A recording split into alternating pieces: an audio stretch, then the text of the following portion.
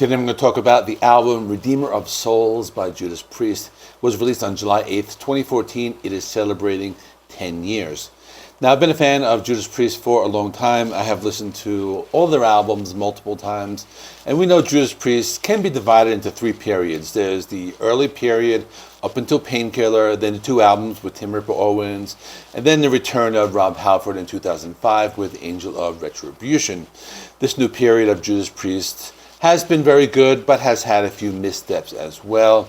I think the biggest one was Nostradamus. That one had some problems, but I'm not here to talk about that today. I'm talking about Redeemer of Souls, and this one had the potential of being a great album, but there was one major problem, and that's what I'm going to be talking about in this video.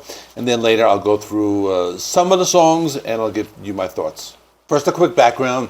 It's their 17th studio album. The first album without founding guitarist K.K. Downing, who quit the band in 2011 due to personal differences, and he was replaced by Richie Faulkner.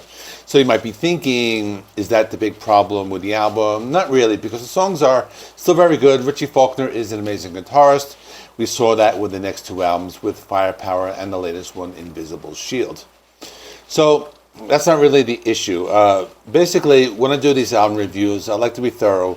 So I like to read a lot of different reviews. One site I like to go to is rateyourmusic.com, because from there I can read a lot of different reviews, and they're just from normal fans. They're not critics. So I try to look for some common themes amongst the reviews, and this is basically what I'm going to be talking about. Let me read part of a review from a user named Aliens to Exist, who gave it 4.5 out of 5 stars. He said, vocals, song composition, and grooves are tight for the most part. The only thing holding the sound back is its mixing. The drums sound like they were recorded through two mics, and the snare, as punchy as it is, sounds extremely quiet. The guitarist solos, panning on Dragonaut, makes me think if it would be better to listen to this album in mono rather than stereo. The song isn't even bad. Holistically, it's just produced extremely poorly in comparison to their older albums.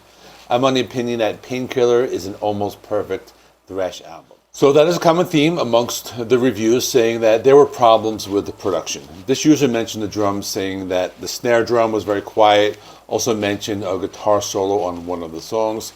He also called Painkiller a thrash album, and that one I'm not really sure if I agree with it being thrash, but being an almost perfect album, yeah, I can agree with that. I think Painkiller is one of the best metal albums of all time.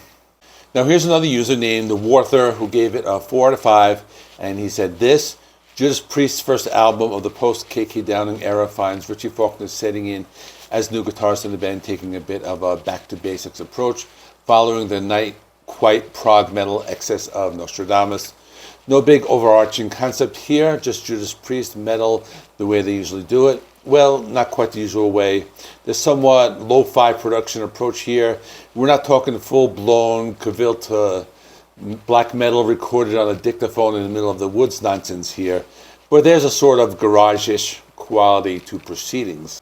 So that's a common theme we're seeing. People are happy because it was better than Nostradamus, and the fact that it sounded more like a typical Judas Priest album, but was lacking in production. I'll read one more before I go into my thoughts on the songs in general. A user named Duplicate Composite gave it a 3 out of 5. This person was not very impressed with the album in general. He said the whole album has an aged rocker feel. The songs feel tired and slower than they actually are, and there's no groundbreaking energy or spirit to be found. The production makes it sound like it was recorded in the bathroom of a cave flat. So as we can see, I don't really agree with this, but the general consensus is the overall production is lacking. But now the question is, are the songs any good?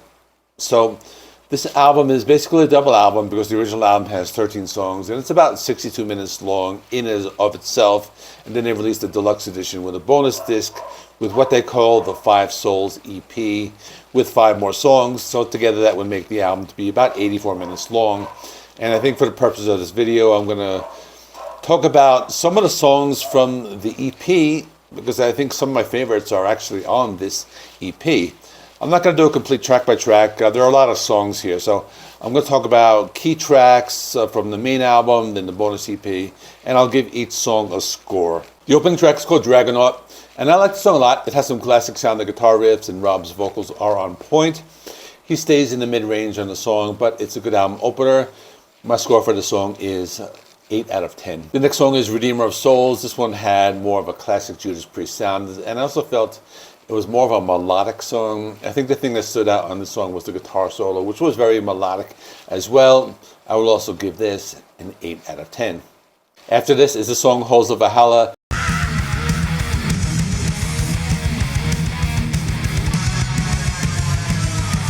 I think this is one of their best songs that they've ever recorded on any album. I think the style was the blueprint for the next two albums that will come after it. The song has everything. It has the speed and heaviness of their Painkiller sound, the classic heavy metal of their traditional sound. Then there's some really dark parts and also a power metal aspect of it. So the song has everything. For me, I give the song a 10 out of 10. The next song I want to talk about is March of the Damned. I've always liked the song, and I think the reason is because it sounds like a throwback to their late 70s or early 80s sound. It just has that classic heavy metal feel, so I'm going to give this song an 8 out of 10. I want to talk about another song called Hell and Back. This is one of the slowest songs. I wouldn't say it's a power ballad, but it's slower. The first part of the song gave me some Sad Wings of Destiny kind of vibes. Had a retro sound, but overall I thought it was very good. I think I noticed some of the poor production on this song as opposed to the others, but I'll give this one a 7 out of 10. I want to talk about the song Metalizer because this one probably could have been better. I thought the production suffered on this one as well. In general, I think they were going for a Painkiller type of sound, but I thought it fell a little short, so I give this one a 6 out of 10. I want to talk about some of the songs from the 5-song EP because I think there are some really good standouts on this bonus disc. The first song I want to talk about is Snakebite, and I read so many comments, people saying sounds like something from British Steel. Some people were mentioning the Screaming for Vengeance. One person mentioned Point of Entry, and another person mentioned Hellbent for Leather. So it captures that sound from that particular, maybe like 3 or 4 year period of that band, and for that reason I like it a lot. I'm going to give this one a 9 out of 10. Then there's a song called Tears of Blood. This one's very melodic, has a great guitar riff, and also has that classic Judas Priest sound. From the 5-song EP, I gave this one an 8 out of 10. Then there's the song Creatures. This one has always been one of my favorite songs from the album. I really like the palm-muted guitar riff in the intro, and it's a very different type of song.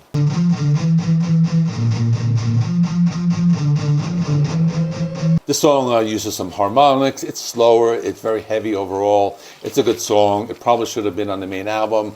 My score is a 9 out of 10. The last song on the 5-song EP is called Never Forget, and I don't know why it wasn't on the main album because it's a really great song. It's a power ballad. I think it's actually the last power ballad that has appeared on any of their albums.